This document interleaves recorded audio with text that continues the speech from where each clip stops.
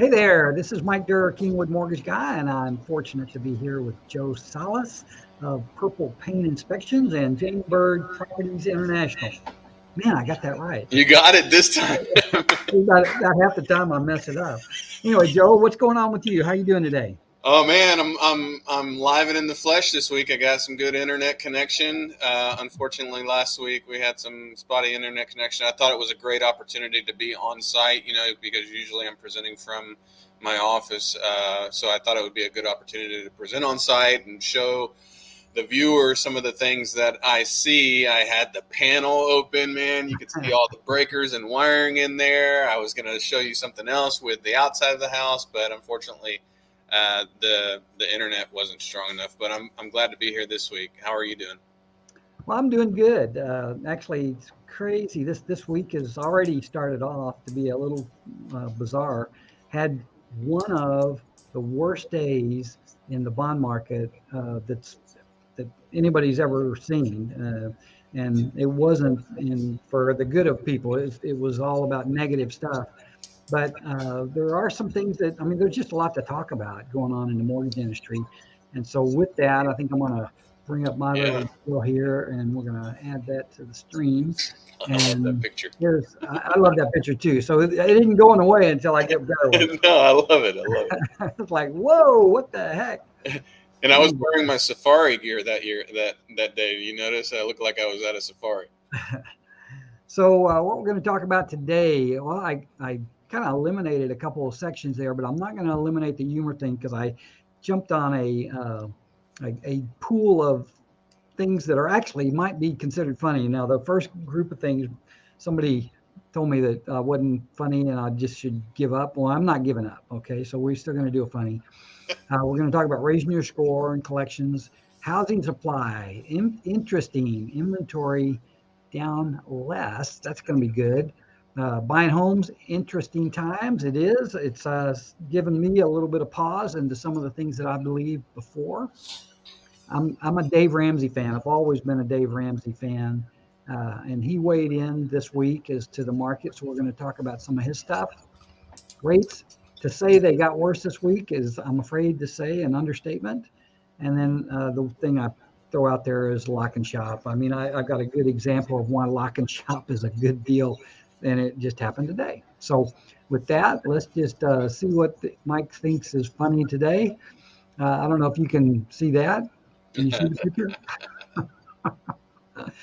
Being a dog lover, this struck me in two ways, but it basically says, if you can't see it, if your dog poops, pick it up, please. That's great. I like it. That's I carrying the like dog. that's kind of like stupid underwear humor for kids or something. And that dog's not light. I mean, That is that's not a power little too. So dog. that's That's probably right. about an 80 to the 100-pound dog right there. Yeah, but the guy's just doing what the sign says. I mean, Yeah, so exactly. we could have a lot of fun with signs, that's for sure.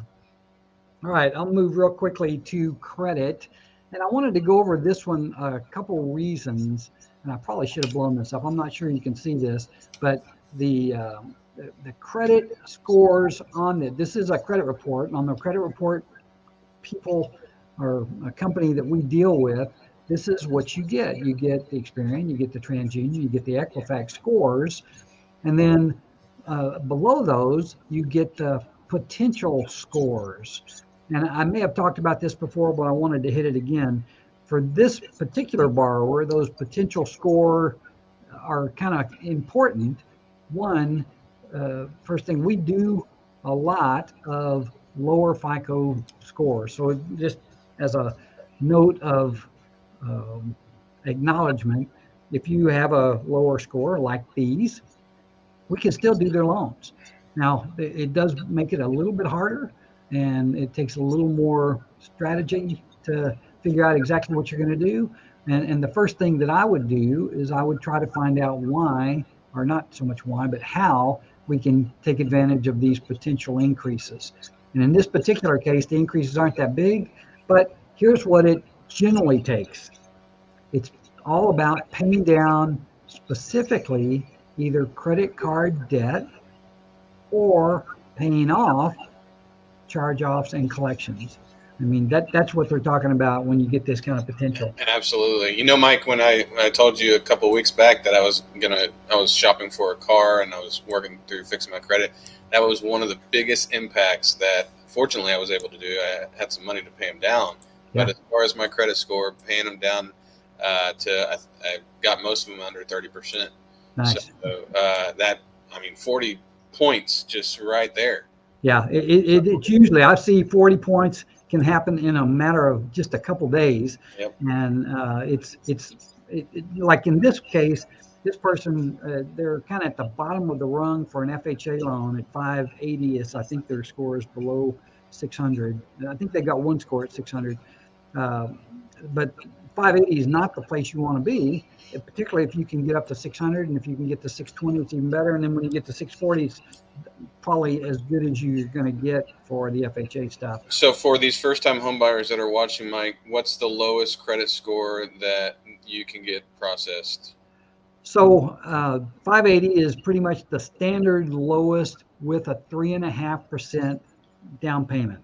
Okay, you can do a 10% down at 550, but I honestly have never ran into that person. That is, if you've got money to put 10% down, you could probably use that money better to pay your debt down and do 3.5%. That's right. That's right. So they're out there, but boy, I tell you, they're rough.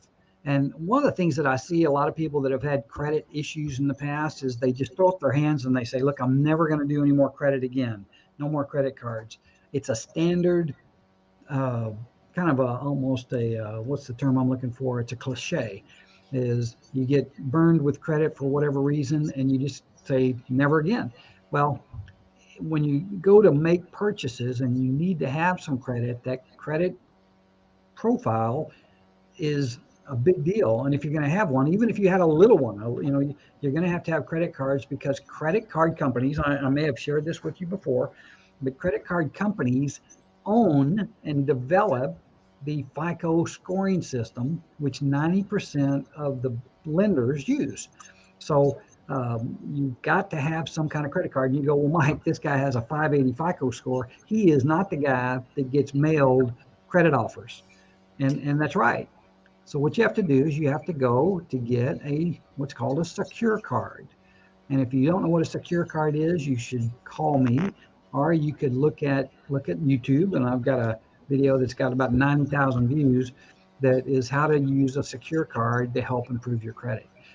So anyway, that's all I'm going to say about credit card or credit and credit cards, but there's a lot of meat there that could be unpacked.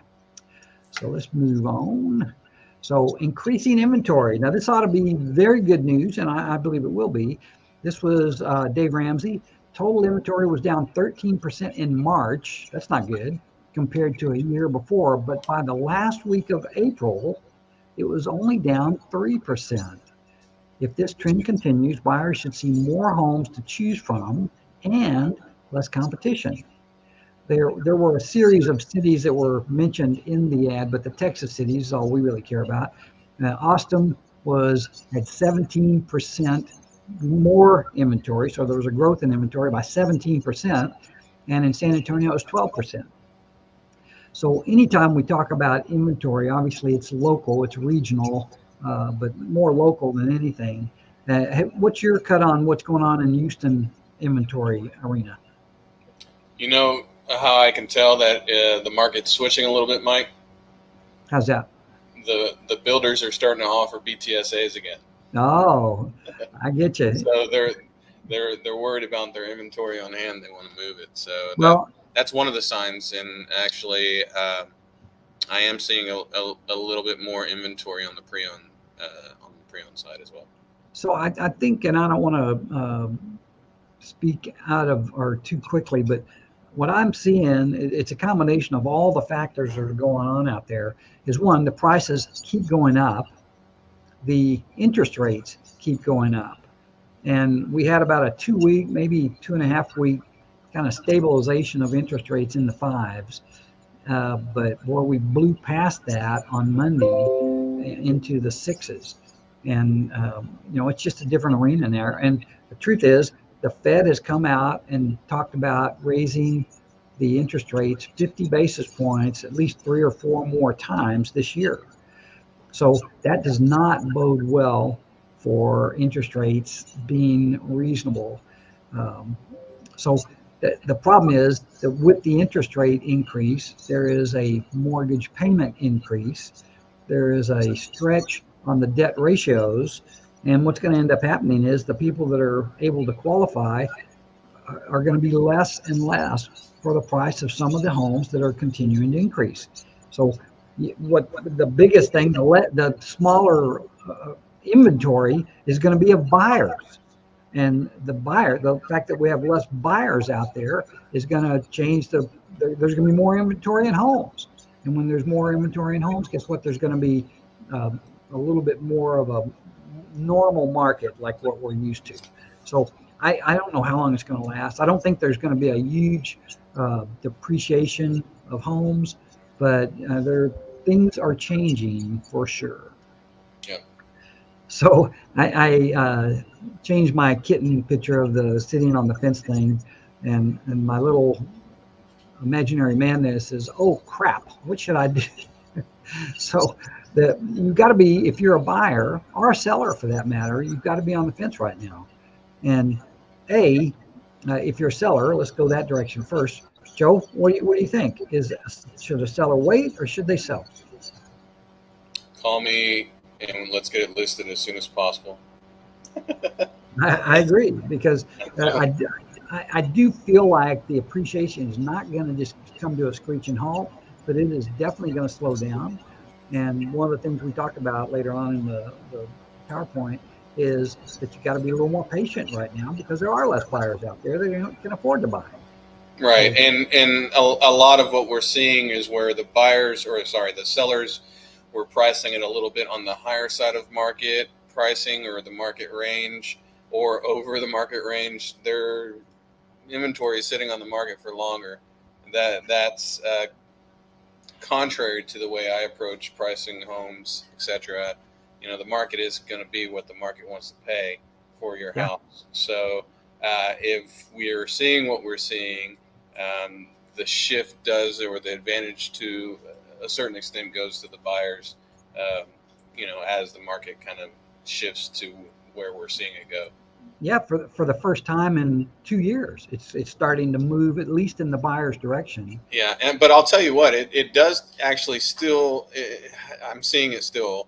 It depends on the price range, because anything sub 300,000, it's still a super uber competitive market. Yeah. The closer you get to 200, again, it's crazy still. Multiple crazy offers. What I think will probably be the first thing to go is the premium above listing offers. Yeah. I think that those will fade pretty fast, and once that happens, it will move back towards what a market should be. And I was fortunate. I got more than I listed on the house that I recently sold. Not a lot more, but I got more. And to that end, I'm thankful and thrilled that happened.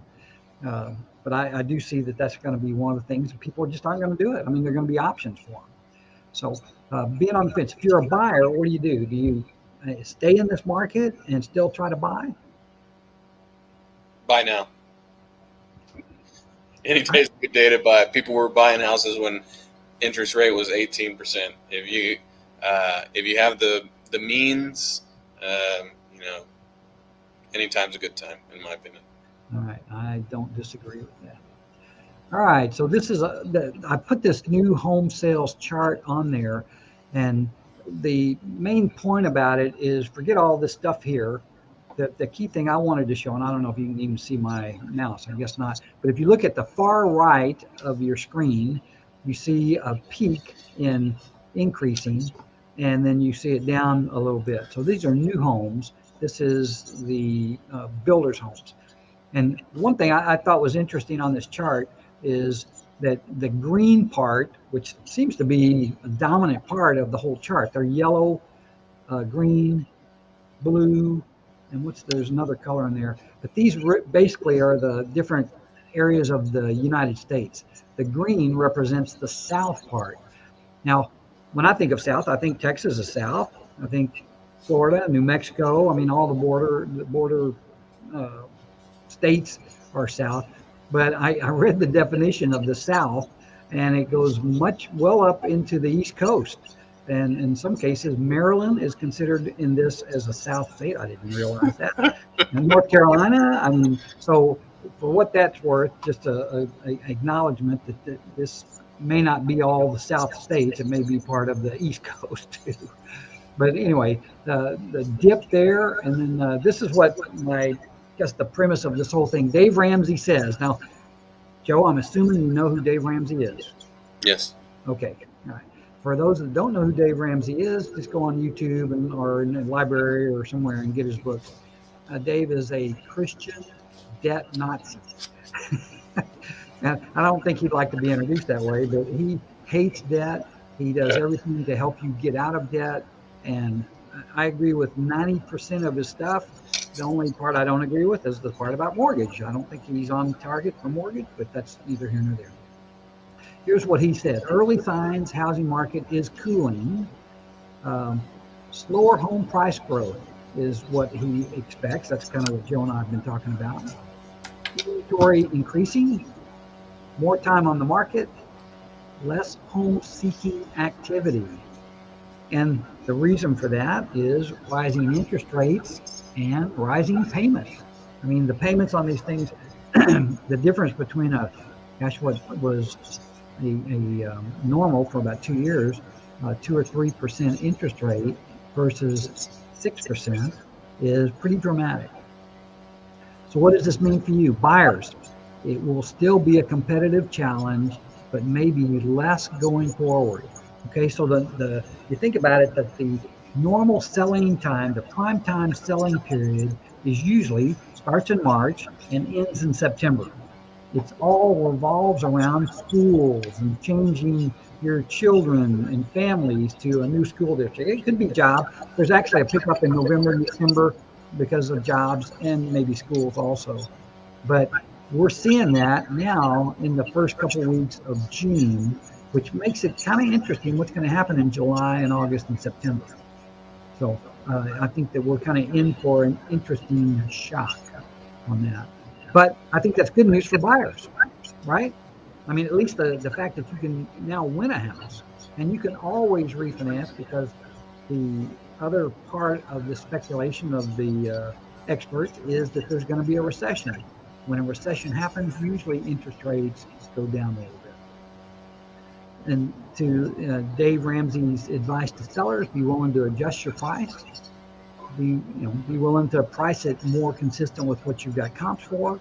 That means listening to your realtors when they tell you this stuff, and don't think, well, my brother just sold his house for $50,000 more than the list price, so it's just not going to happen. You're going to have to be okay with fewer offers, and you're going to. And Dave says specifically, cash offers are awesome, and jump on those puppies, but in the big overseas, just stay patient. And just because your house didn't sell in 2 or 3 days doesn't mean it's not going to sell. So what are you saying about that, Joe? When you're talking about if it doesn't sell in the first 3 days, do people start to have a heart attack if they're selling?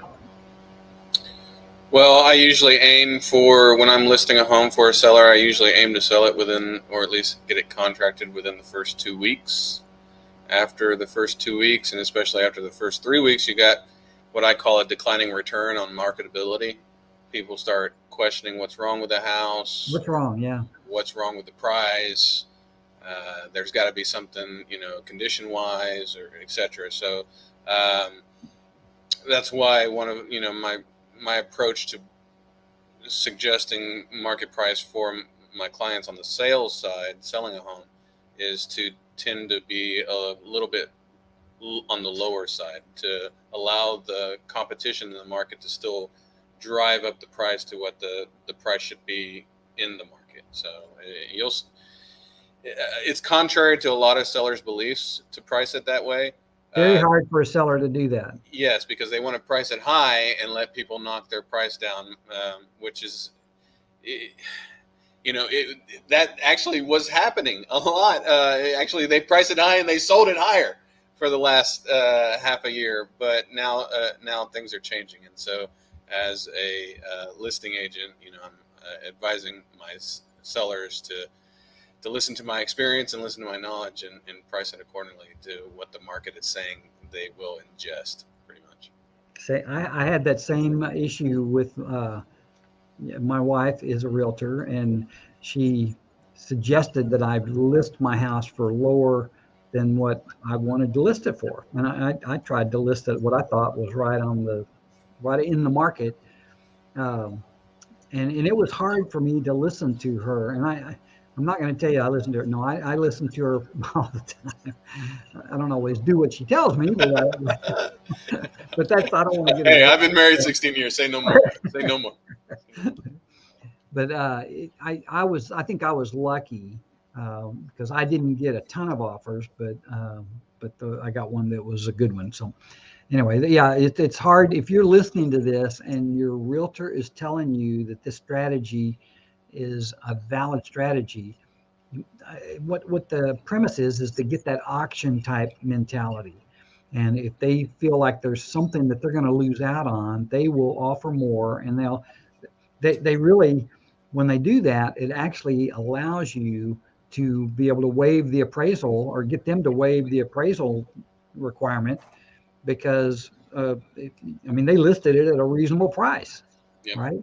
And if they're going to offer that much, then they got to be willing to pay that much over what the appraisal was. And I'm going to be a little selfish here. I'm going to interject my other business besides real estate sales, inspections. If you're a seller or a potential seller out there, get a pre-listing inspection, because more often than not, the buyer is going to be willing to waive their option period or their inspection period, which is one of the greatest things you can ask for as a seller. Yeah. Well, and I believe in that, as you helped me with the inspection on my property, and it made it really easy for me to go about doing the things I needed to do.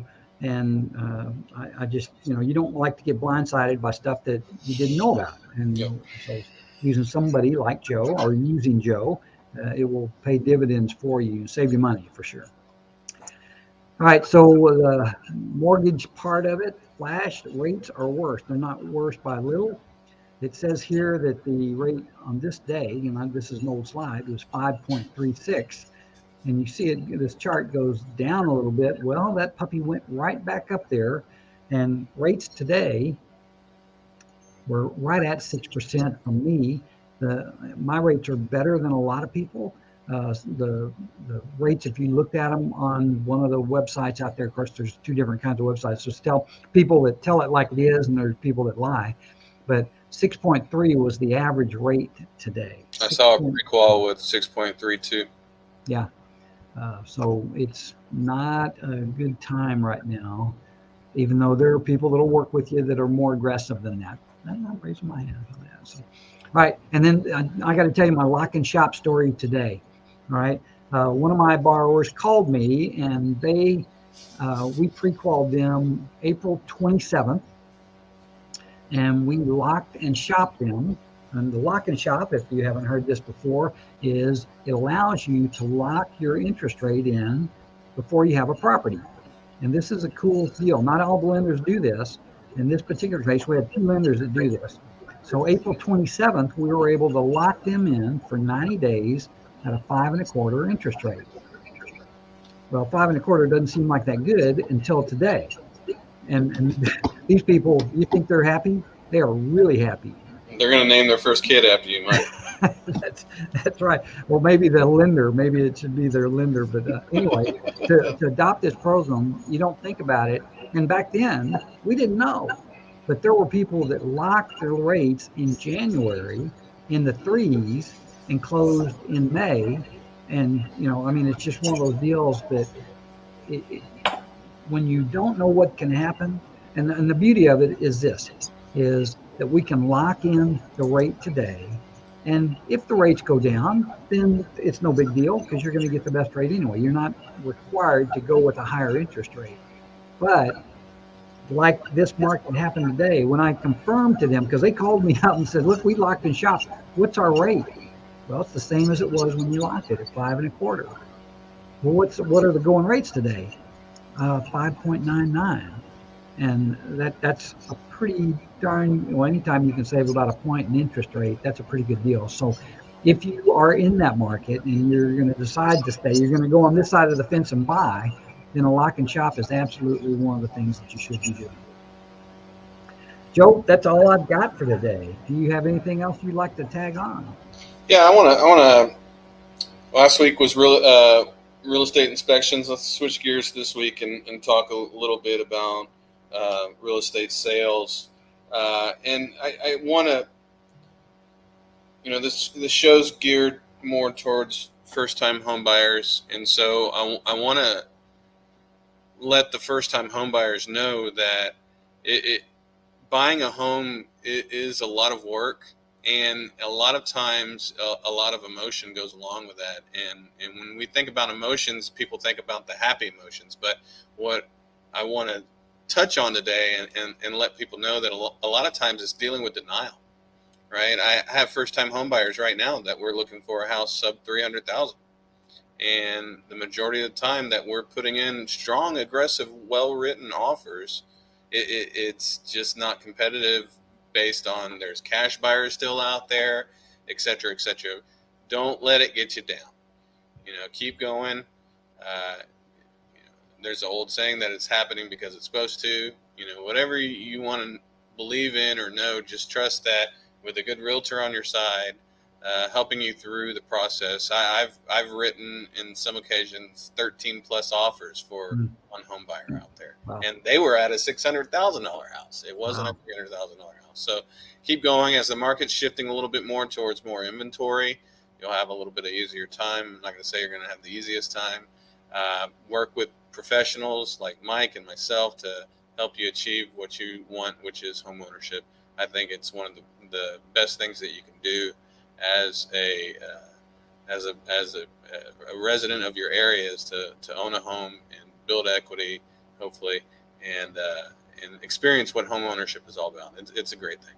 So I'm gonna add on to that just a little bit, because one of the people that we had we're experiencing the same thing. I think the home price in this case was about $400,000, and they ended up losing the bid on that house, but 10 days later, they got a call from the agent because they were in line. They were second, I think, or they may have been third for that matter.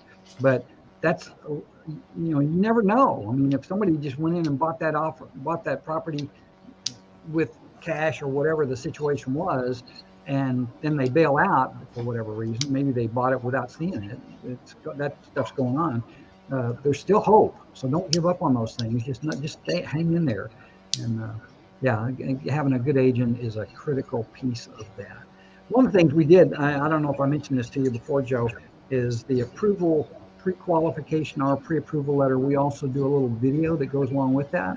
And we found that at least will get you noticed. And I've had a couple people tell me that was the reason that they think their offer was accepted.